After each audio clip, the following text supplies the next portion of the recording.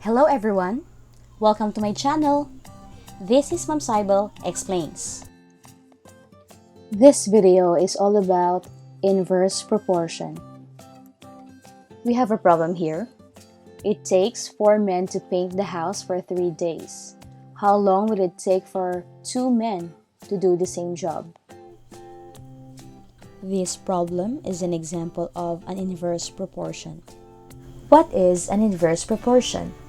We can say that two quantities are inversely proportional if a change in one produces a change in the other in the opposite direction. That is, an increase in one produces a decrease in the other, or a decrease in one produces an increase in the other. So we have to expect that if one is increasing, the other one is decreasing. We have to remember that in setting up an inverse proportion, it is far different from the direct proportion. So please take note, how did we set up this kind of proportion? Now we have here 4 men can do the painting of the house in 3 days. Please take note, where did I put the 3 days? It is in the other side of the equation, which is in the denominator part of the second ratio. How long will it take for 2 men to do the same job? Where will we put or write 2 men? It will be at the bottom of the 4 men, and we will write n at the top of 3 days.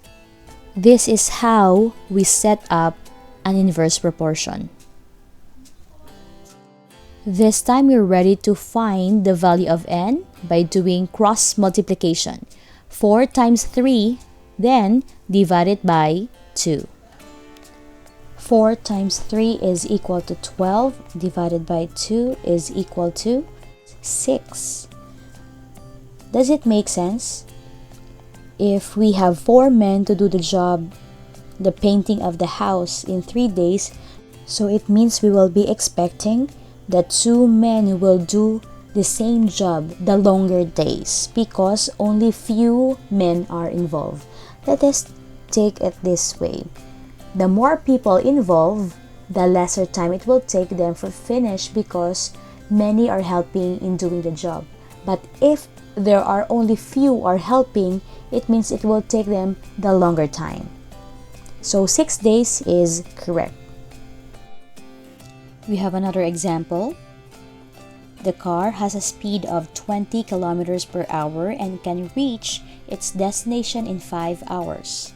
How long will it take to reach the same destination if it has a speed of 10 kilometers per hour? We have to follow what we have done in our previous problem and how to set up an inverse proportion. So let's have the 20 kilometers per hour here, and its partner will be on the bottom of the next ratio. We'll write here 5 hours.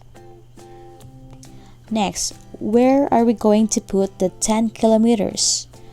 In here. 10 kilometers per hour, and our n will be here. Okay. How are we going to solve for n? We will just do cross multiplication. That's 20 times 5 divided by 10 divided by 10 equals 20 times 5, that's 100. Then we'll just copy divided by 10. 100 divided by 10, we can cancel these 2 zeros, cancel. What was left, 10 divided by 1 is equal to 10 hours. Does it make sense again? Okay, of course, when your speed is greater, you will arrive at your destination faster. When your speed is slower, it will take you a long time to arrive at your destination. So it means our final answer is 10 hours. And that's it. We have a next problem. A family of 6 persons can consume 1 sack of rice in 15 days. How long will it take for 10 persons consume the same amount of rice? We will just follow what we did in the previous question. Let's have here 6 persons is 2, 15 days. And then 10 persons is 2, n. How to find the value of n? Just do cross multiplication. 6 times 15 divided by 10. 6 times 15 will give us 90. 90 divided by 10. We can cancel 2 zeros. That's 9 divided by 1 is equal to 9. Our final answer is 9 days. And we're done. Now it is your time to solve. You may write your answer in our comments section, and I'll be waiting for your answer. A class of 40 persons can help cleaning the whole room for 20 minutes. How long will it take for a class of 25 persons does the same job? I'll be waiting for your answer. Thank you!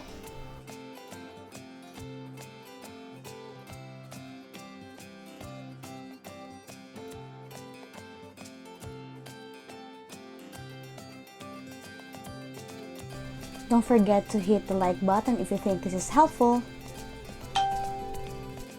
Till next time!